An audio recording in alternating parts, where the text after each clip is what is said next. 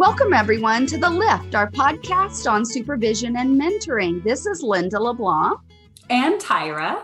And we are lucky enough to have our co-author, Dr. Shahla Ala'i-Rosales, with us. Shahla is an associate professor in the Department of Behavior Analysis at the University of North Texas, and she and her students collaborate with community partners throughout the greater Denton, Dallas, Fort Worth area to serve people who are under-resourced and marginalized within current societal structures. She's a member of an interdisciplinary lab that includes faculty and students from women's and gender studies, applied anthropology, and behavior analysis. So her perspective and understanding of issues of culture is broad.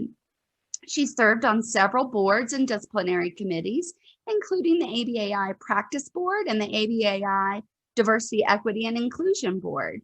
She's published and presented research on social justice, ethics in early intervention, play and social skills, family harmony, change agent training, and of course, our favorite, supervision. And more recently, she is working on a project on the relationship between love and science in the treatment of autism. So I'm excited to hear about that. She is our highly valued co-author in our book on supervision and mentoring, and she was a tremendous partner to us on all aspects of the book. But really, she's the architect of some people's favorite chapter, chapter 4, on diversity. But we're going to be talking today about chapter 3, understanding past influences and their effect on you as a supervisor. Shahla, welcome. Hello, it's so nice to be here. Hi, Shahla. I love that you're doing this. I especially love the name. I think it's perfect for your energy and for how you really want to raise and lift the quality of what we do and the effectiveness. So I'm honored to be here. Well, thank you for being here. For each of the chapters, we selected a quote, and I don't know what the quote is on this one. Okay, we're going to have to cut that. I do. There it is. Life can only be understood backwards, but it must be lived forwards. Yes, this is actually one of my favorite quotes in the book. And what are your thoughts about, and you and I have talked about this for over a decade, that notion of reflection and retrospection as a tool for understanding some of why we do what we do? Yeah, I honestly think that's probably one of the strongest parts of the book. The book is so strong in many ways, but I think obviously the power of reflection, that's what science is. It's a very systematic way of reflecting and organizing the world and understanding patterns. And I think to bring that to our individual lives is it's an ongoing and lifelong process, but I also think it's a growing process in itself. The process, learning how to reflect, like even when we were thinking about the trees, which we'll talk about today, and thinking about what's influenced us, I think that process in itself is something you learn, how to discriminate what happened to you, what the conditions were, how you grew. And then the more you start doing that, the more you learn how to do that. And even teaching that, you learn different things. So I think that that's probably one of the central concepts. And I like this chapter so much because it gives some structure to that process and allows you not only to think about what affected you, and like going back to the quote, but it allows you to sort of shape how you move forward in the world. And that is, I think, especially right now with everything changing in really important ways, how to proceed is often complicated. And reflection gives you probably one of the most powerful tools, along with the selection of your values, about how to do that. I really love those points. And it sort of highlights the idea that we can't control the things that have happened to us in the past, our histories that make up the sum total of who we are when we step in the river today. But we can control how we let our past influence our current and future behavior if we are willing to do that self-reflection. And so that idea that we are each a product of sort of the sum total of all of our experiences and our interactions with people that have influenced us over time. So, you know, we've talked about in previous podcasts the term supervisor, supervision, mentor, mentorship. But what about this idea of an influencer? And just so everyone is clear, we are not talking about, you know, social media influencers or anything like that. We are talking about influencers of your personal and professional repertoires, your sets of values. So what are your thoughts around that, Shahla and Linda? Yeah, my recollection is we actually spent some time talking about whether it should be influences or influencers. And as we developed that activity of the mentor tree and we wanted people to put names and roles, it became more clear that these are people who have influenced us. And those people are really a whole bunch of influences all together. And we settled on influencer. At least that's my recollection, but I remember us editing it back and forth. Yeah, I remember that too. And I remember the discussion and trying to find the right words for it, because they are the people, but as we reflect upon it, they're also the conditions of those people and what impact they had on you, and how they do a lot of things. I think oftentimes they obviously taught us sometimes specific sets of skills, but they also gave us a lot of motivation. They inspired us in different ways or deterred us in different ways, which is, I think we're going to unpack that a little bit later, but and helping us shape our roles and our values about how we approach those things. And I think just general life lessons. I think it's interesting to bring up the issue of social media and influencers, because especially in the pandemic, I have found myself being very attracted to certain people, you know, their webinars, their ways of approaching things, especially in related disciplines. And so I have found in a really odd way through the pandemic, my tree growing in interesting ways in terms of who influenced me and how. That's so cool. Influencing. Yeah. Like you got new branches. A lot of new branches. They were painful in the growth, but new branches. I mean, as growth often is, right? And that's something central, I think, to the book. But I remember you specifically bringing in, particularly in chapter 4, but also in chapter 3, sort of like, you know, like growth is often uncomfortable, unsettling, or painful, but there's beauty in that, right? And if you're reflective, you can control it to some degree. Yeah.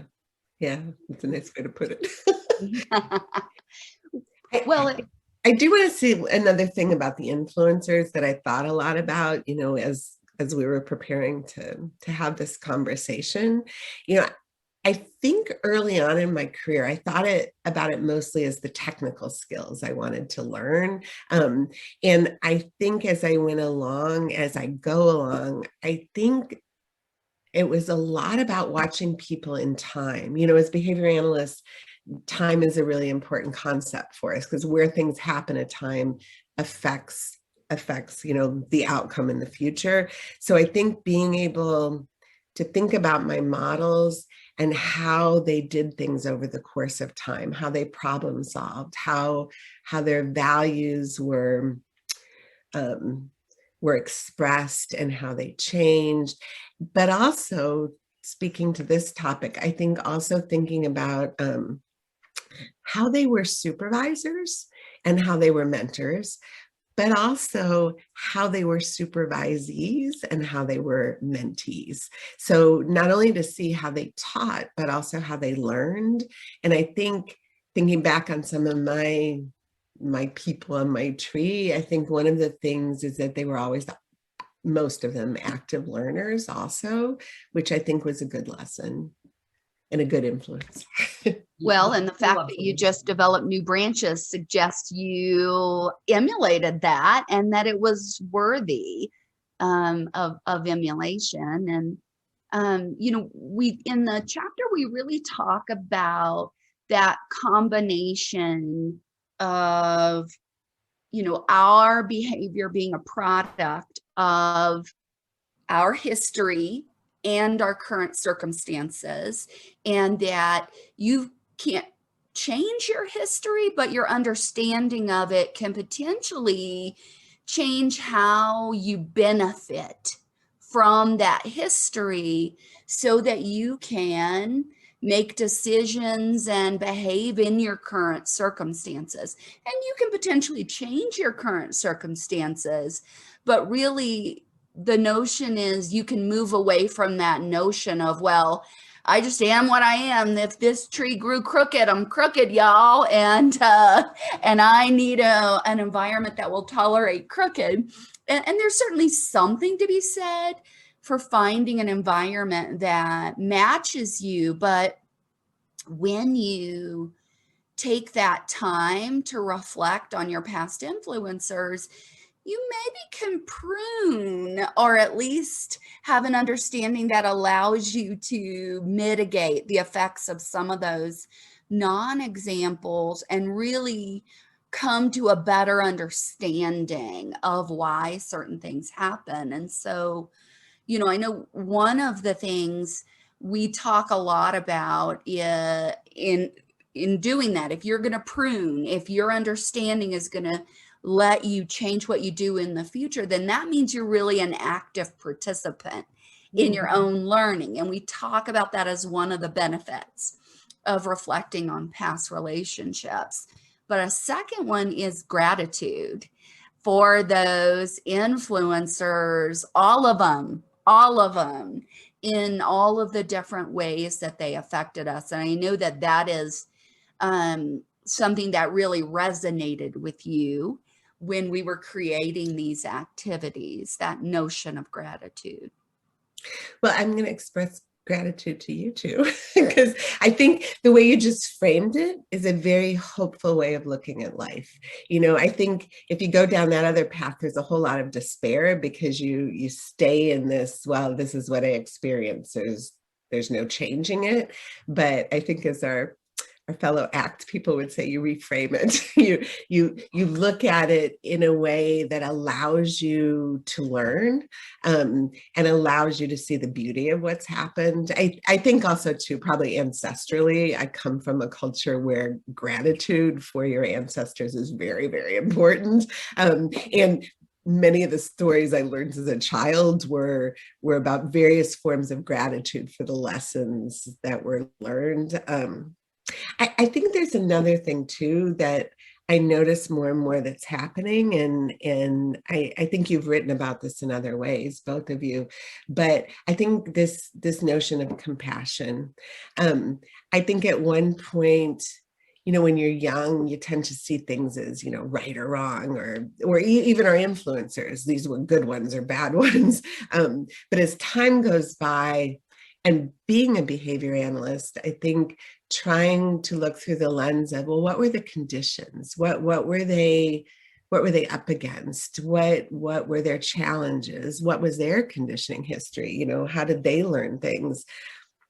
And I think that I have found myself, maybe situations that I thought were really bad examples, I have found myself going back and thinking, oh, you know, I've done something like that, or, you know, and then this is what was happening. Maybe it was similar for them, or with the good things also, you know, the things that I value right now, thinking about, well, what were the conditions that made that possible? You know, I think a lot about Barbara Adsel. She was one of my my very dear mentors, and probably one of the most influential people in my early career. And I look back now, and I sort of knew it, because she was, first of all, she was a woman in our field. And at that time, there were not very many women who were leaders. And she was a fearless leader. She spoke up, and she did research in areas that a lot of other people weren't doing it, let alone men or women. But I also see and have such appreciation for her courage. And also see maybe she couldn't have done anything else because of who she was. but I think her authenticity, right? Yeah, it's yeah, that part of courage.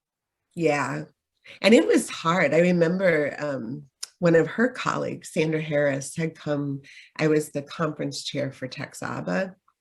And she had come, and you know how when you're a chair, you take people around and you sort of hostess them. So I got to talk with her quite a bit.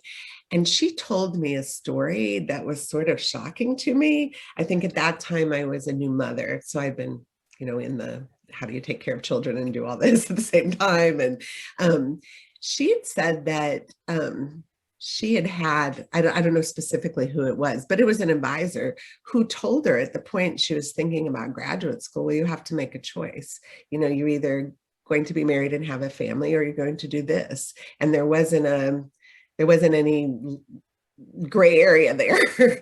No middle ground. Yeah, this no was a other long path. time ago. And I had talked to Barbara about it much later, and she said, yeah, that was the way it was.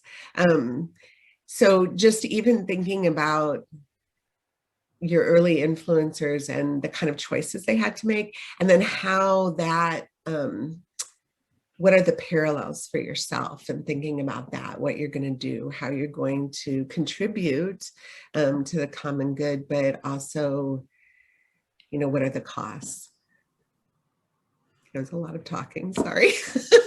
That was a beautiful that was amazing. story, and absolutely so important, and I think a lot of my gratitude for early female behavior analysts is they persisted under some pretty adverse conditions to even get in the game. You have to choose to not have a family. You may also have to choose to modify your behavior to hang with the boys, and maybe that feels authentic and maybe it doesn't, and you may have a harder time with a lot of things in so many subtle ways. And these people persisted and managed to not get kicked out on their butts. I feel like if I had been born 20 years earlier, I'd have been like, really, I would have been, I don't know, my outspokenness might have been perceived differently. But those people's behavior and persistence in those circumstances really created a lot of opportunity for, it always does, for the next generation, right? In lots of ways. Sometimes they're creating the model. Sometimes they're kind of kicking in some doors and expanding the walls for us.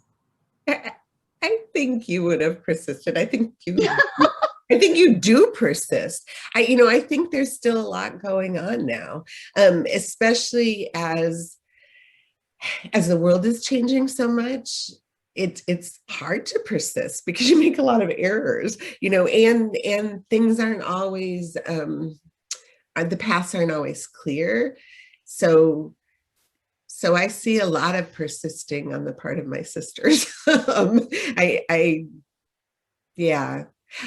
also think, I think it's sort of interesting because, and this is one of my just professional challenges, I tend to evaluate things and I'm trying to temper that as much as I can. But, I look back at the way some changes have been made, especially by women sometimes. And Barbara and I used to talk about this, but the whole need for politics and doing things sort of behind the scenes because you weren't allowed to do them in front of the scenes.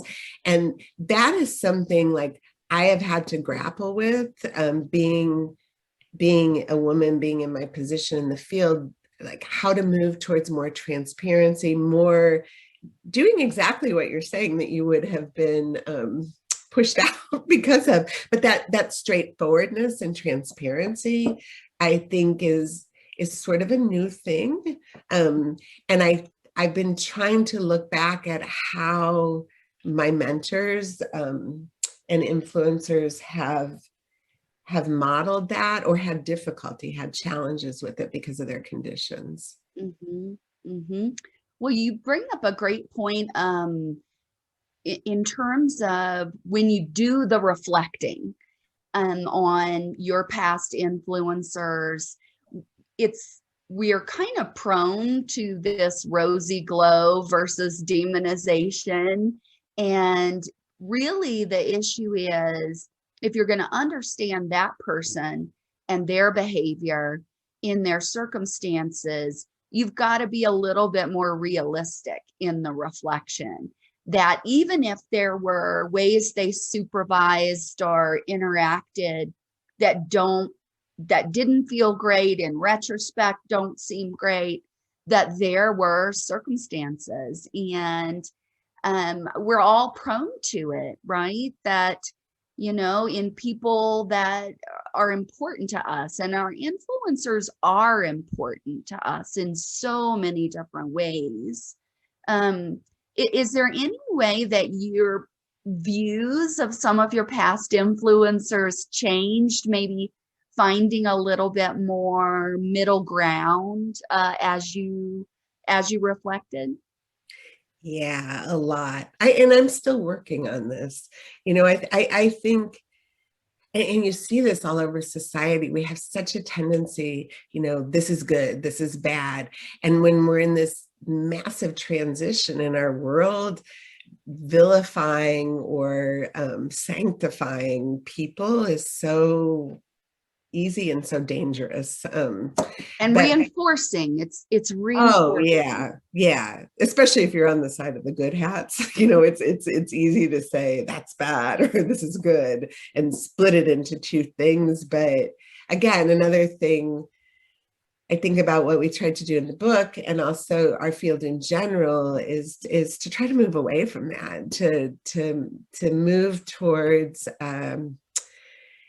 looking at it as we can learn, we can change, it's our environment, we can learn about our environment, we can change our environment, we can all be better, that there's not camps. But I'm going to tell you another little story. When I was in graduate school, we had these seminars, and they were awesome. We had a big NIH grant, and the trainees, everybody got to participate. So really great people would come and give talks, and then we would spend weekends at Keith Miller's house, eating homemade soup and bread and talking about behavior analysis. So Marie Sidman came several times.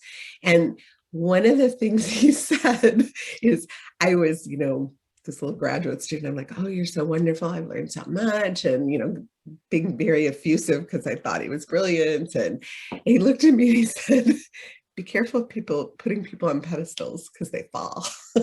And I thought, oh, okay. And it was really interesting. And years later, somebody said something about him that wasn't very favorable. And I thought, that was such good advice, because we're all human. And whatever his very human qualities were, didn't negate all the wonderful things, and I think it's true of all of us. So I think looking at influencers, but also looking at the people who we might have demonized or thought, oh, they did this thing. I think especially as I grow older and make really horrible mistakes myself, I look back and I think, oh, this is what they were up against, or this is what they didn't have, or these were barriers. Or so I think again, the process of reflection and not trying to put things in, right or wrong bins, but think about the conditions, thinking about what you learned. I think that actually helps you develop more understanding and compassion, because you sort of feel for for those situations. I still obviously fight it because I realize even the way I'm talking about it is that. But anyway, I actually think I learned that too, Tyra, when we were working on that supervision article. Like, I think talking through like all the supervisory things that could go wrong and could go right, you were a really good example of not doing that, which I'm really appreciative for, because it's hard. Thank you. It's interesting that you bring up that article, because as you were talking, I was reflecting on when you and Becky and I were working on that article, and I was thinking, that article was sort of this pivotal time for me where I was able to better apply the technology of our science to that reflective process and sort of approach those difficult situations that I had experienced from other people that I would have put in, oh, you're the bad camp, right? You're the not great ones. And even my own past history with things that I had done that, was like a beautiful mistake, and really approach reflecting on those instances, which I had done before, but just not very in a structured way. So working on that article allowed me to approach reflecting on those instances from a place of sort of compassionate curiosity, where I could look to sort of determine, why was that person's behavior or my behavior functional in that moment? Because if I could determine that, it wasn't that they were bad or I was bad or whatever, sometimes crap happens.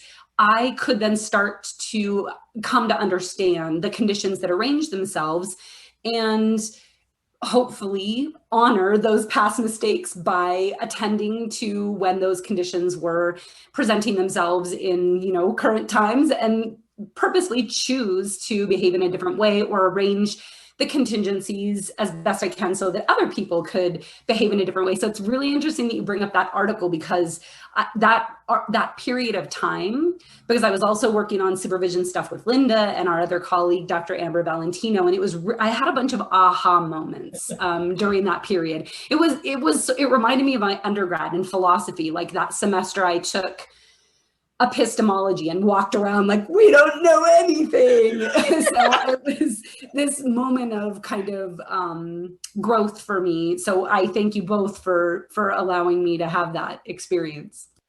Well, and what you're describing, Tyra, is when you understand that other people may have done things that weren't particularly enjoyable for you to experience, but you still kind of, no such thing as a bad boy, it's still a function of its circumstances, then you entertain the possibility that your circumstances could lead you to behave in a way that could, be perceived by someone else as unpleasant or what have you, and that you got to be on the lookout for not only that behavior, but those circumstances. Yes. And try to be purposeful about how you're going to respond if those circumstances occur.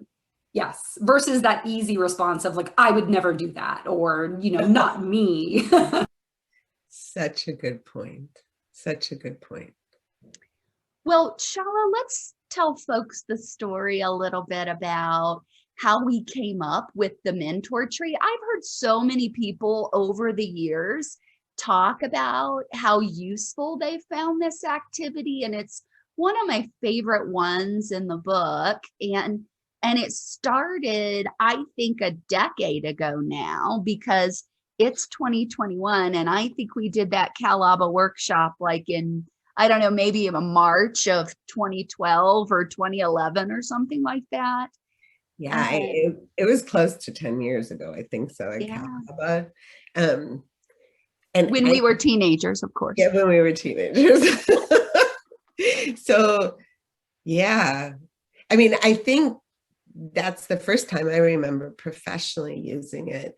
I know that in other contexts, that kind of mapping who affects you on a tree, I've been familiar with. And my father was actually like the family historian for a while. So he had this tree that literally was, I don't know, as as big as my study room wall of our family. But I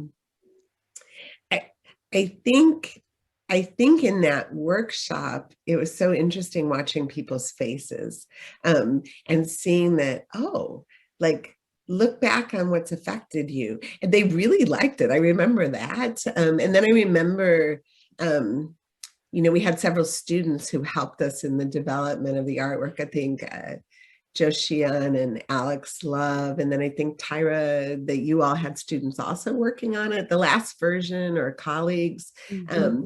But even those people in the process of developing them, thought about it and looked at it, which is something I have learned from my anthropologist friends, is that you can take stimuli, a picture, a tree like we did, and they kind of set the occasion for a whole bunch of responses that you can build on and shape. And I think that's one of the reasons I like that tree so much. It's why it's not just a list. Yeah. And that it's organic, it's living, it's changing. I use it as an example when I do workshops and training about culture and supervision. And it's one of the things that I suggest, and in a workshop we do explore, in terms of how does the tree look, and how does that influence how you interact and move forward when you're with people from different backgrounds and cultures. So it's a really nice SD for a very organic and interactive process. Yeah, it's not a list. I hadn't thought about that. That's important. And as you were talking, Shahla, it also made me realize how it also embodies this interconnectedness across and among individual trees, right? That together they make this ecosystem, and maybe, depending on who you talk to, an organism, right? And that speaks to me so much because of how important I think it is that we're purposeful in supervision, so we honor our past trees and our trees by creating strong, healthy new trees, right? Yeah, I'm going to riff off your metaphor because, one of the things we talk about, and we did talk a lot about when we were developing the book, is this idea of generational impact, like your responsibility to future generations as a supervisor. And I got this image as you were talking of all these trees, of this healthy environment where there was lots of foliage and that produced more rain, and the trees live forever, like a Lorax thing. Yes. But I think it's true. And the more we're aware of how to create that environment where there's a lot of good, strong supervisors who carry forward, who have a really good generational impact, and not a dangerous one. That's a really, I like that. I like all the trees.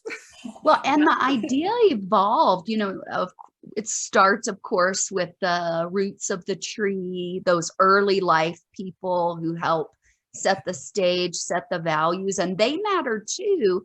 And we have to connect those influences to the behavior analysts we later become, because it should not be the case that behavior analysis erases your prior influences. Like trees wouldn't stand very tall if having a trunk suddenly, meant you had to give away your roots.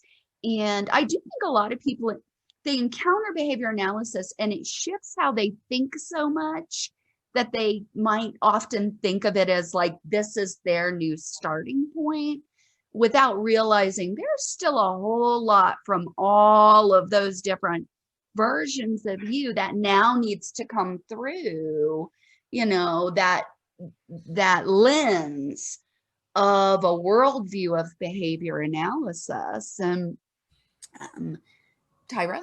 I just want to say, damn, Linda, because you just spoke truth and clarity to something that I've been struggling with since we wrote this chapter.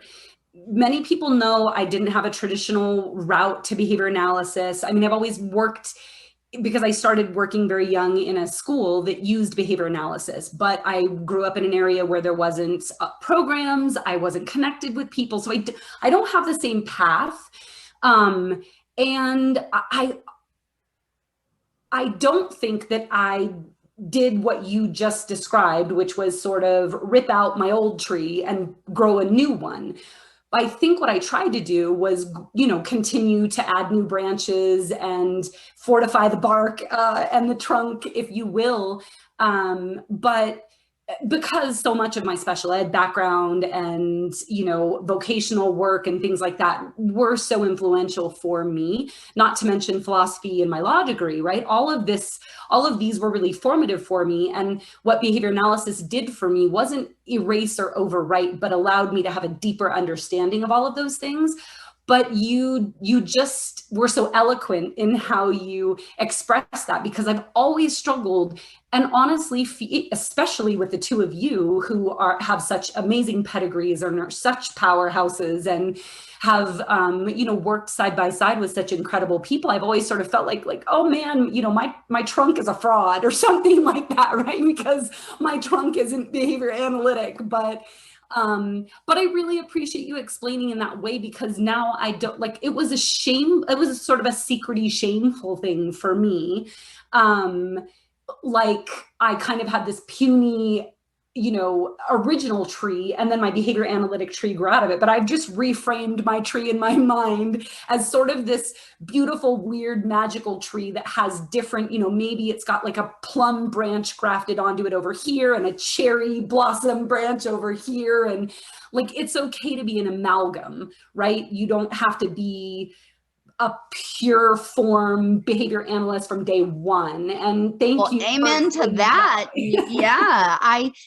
Pat Fryman and I have often said to each other that, with respect to each of us being a job editor, given that we are clinical psychologists and have been trained somewhat differently, I think we also each think of ourselves as behavior analysts, but there's many other editors of JABA that have had very different training and backgrounds and than we have, and we're not pretenders either. We just maybe have aspen trees in a forest of oaks, but we still got a trunk. It's still beautiful.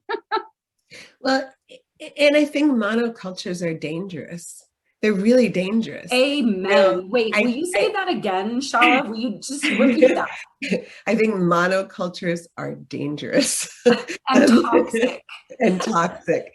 And they deter growth.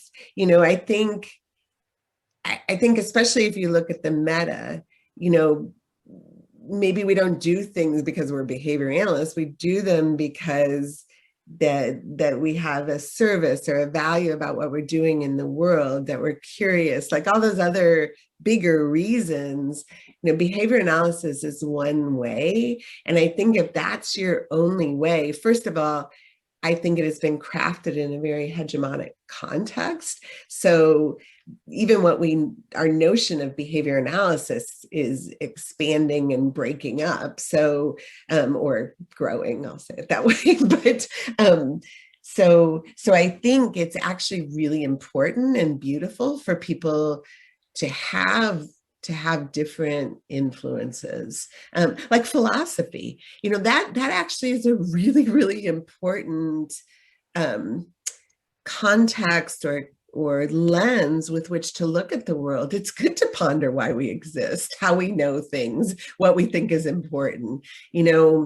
So yeah, I think more of you, more unicorns, more magical trees, more different kinds. We also know that biodiversity, in addition to, is really important.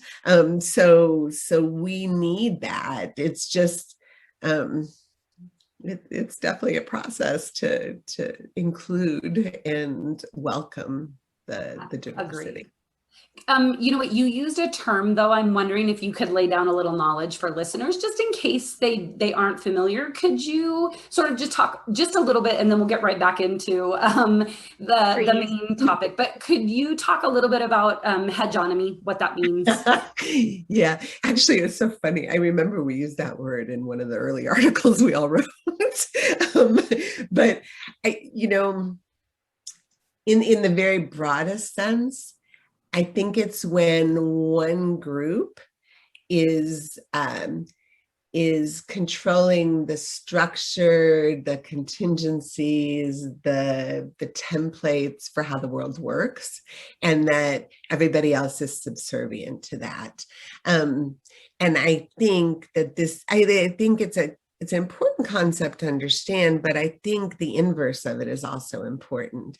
That when there is not only just inclusion of all peoples, but contribution, integration, synthesis, shared power. Yes, power, and even maybe even the next level beyond power is harmony. I think even power, looking at things in terms of power, is a very hegemonic concept. If you look at outside of the hegemony, outside of the group of people that have formed how we approach things, sometimes there are harmony and synthesis approaches or collective approaches which is actually, I think, and I definitely won't go off on this rabbit hole, but I think because we've had a hegemonic context in our science, I think a lot of what we have looked at, we even look at contingencies in terms of power, contingencies in terms of getting stuff, trading stuff, accumulating stuff. All of our work about schedules of reinforcement are based on that, or fear and aggression, aggression induced, whatever. So I think that's going to be an exciting new area for our field, is to kind of shift from what has previously been the dominant way of looking at life to looking at maybe at other types of reinforcers, other types of events, other types of exchanging and affecting behavior. Absolutely. And that some of our reinforcers make us strong, and some of them undermine us in certain ways. So I'm excited for all of these things, and I want everybody to go do all this work and then submit it to Java just once I'm not the editor anymore, because we got a lot of papers. But nature is a very strong theme in our book. It mostly started with this idea of the mentor tree. And I think over time, we sometimes talk about the tree.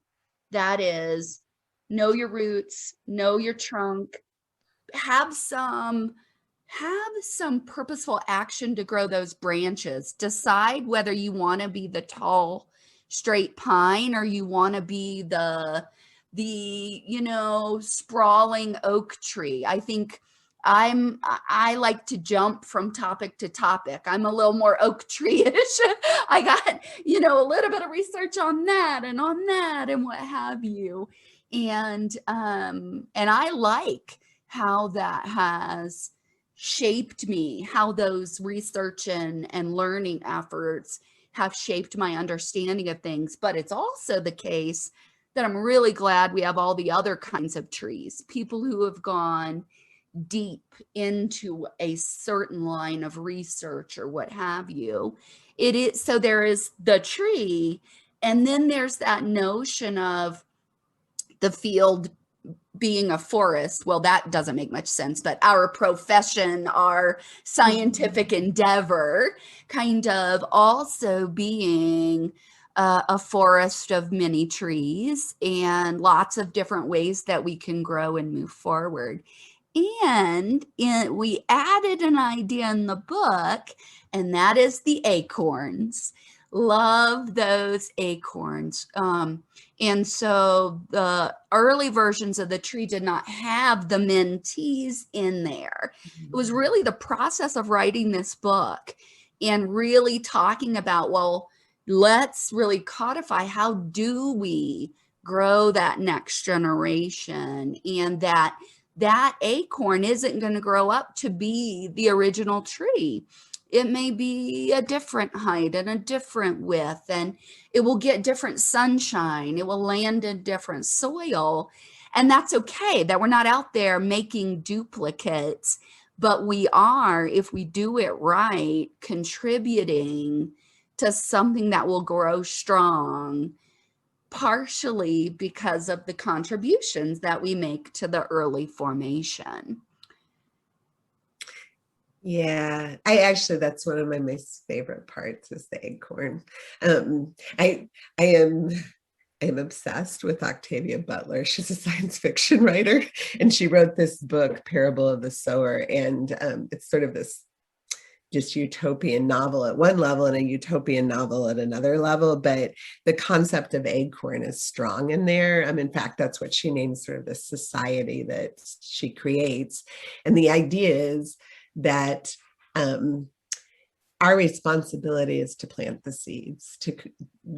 After that, like you said, things will happen, the world will happen. There's forces that we won't be part of, but what we can do is try to be influencers, and influencers who narrate, because part of the way to teach and to show that we're modeling is to be more and more aware of ourselves, that reflection skill, but also to narrate what's happening, so that all those acorns not only have their capacity that hopefully we've been part of building, but they also have this ability to learn to start reflecting and narrate themselves as they go on. And I think, yeah, that was like a beauty, I think, that came out of this. It was good. I think a lot of beauty came out of this, and the different things that we've done together as presentations and podcasts, this always comes up, and that's how you know how powerful it is. And that is kind of the gratitude and appreciation that we each feel in our different ways about the experience of writing the book together and learning from each other. And I think, once you're not a whippersnapper anymore, of course, we're all still youthful and blooming, but you get to a point in your career where there isn't going to be someone else who has a designated responsibility for your ongoing growth and development. It's you. And and part of where you continue to get that, your sun and your rain, is from your peers and your colleagues, and the times that you reach out to them or respond to what they're putting out in the world, and you have some synergy for that. And I think we're actually a pretty good example of people embracing that approach. Not that I want to be patting us on the back, but we deserve one, because we learned a lot from each other. And it's okay to recognize when you crushed the learning, right? Yeah. I think that period that you're talking about, when you go from having, your formal teachers and mentors and supervisors, that period where you cross over, it's actually a really hard period professionally. And what it parallels is like when you lose your parents, in your own life, or the people who are most important to you personally, you feel sort of orphaned for a while. And I think that's one of the reasons, in this particular chapter, one of the last things we talk about is how to keep moving after that, how to continue the growth as sort of an orphan. But then what you start to realize is, no, you're not an orphan. And I think at least what you're describing for me, and what I've seen in many of my colleagues, a lot of my female colleagues, is that working in collaboration is a really essential part of growth.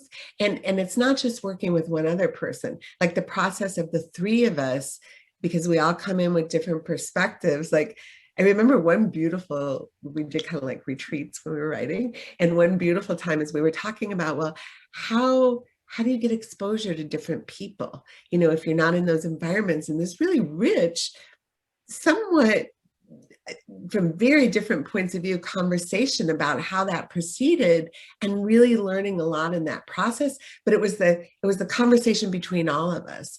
And I think those opportunities, when you're looking for the next areas of growth, I think, first of all, as you're reflecting, you start to have more and more an idea about that. And that's why we put the exercise in there, that first you have to like put some words down so you can think about, well, how would I like to grow and be intentional about it.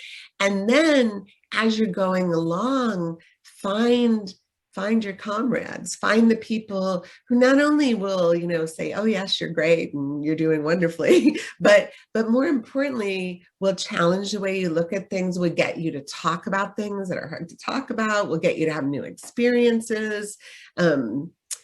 So part of it, yes, absolutely, you should find people who are better at things than you. And believe me, even if you're 60 years old, there's lots of people better at the areas that you want to go into or you want to learn about.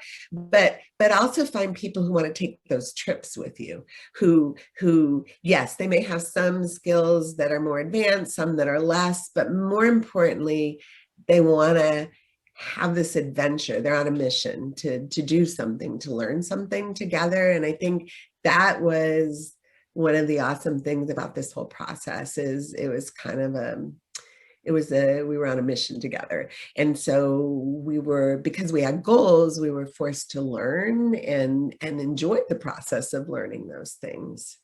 Absolutely transformative. Well, thank you so much for joining us, Shahla, today, and we hope you'll join us for a future chapter. As we say goodbye today, I just want to acknowledge how fortunate I've been to have this amazing human in my professional life. In addition to all of the things I described before, Shahla's view of the world based on her work with families and culture and diversity and growth has had a tremendous influence on me, and it's been recognized by other people. So she's been awarded an Onassis Foundation Fellowship for her work with families. She's been the recipient of UNT's prestigious Fetzer Graham Teaching Award. She's received the 2019 Texas Association for Behavior Analysis Career Contributions Award and the UNT 2020 Community Engagement Award. So I'm lucky to be in her sphere, to see her accomplishments, to benefit from them, to be her friend. And if you haven't read her work, you better get out there and do it.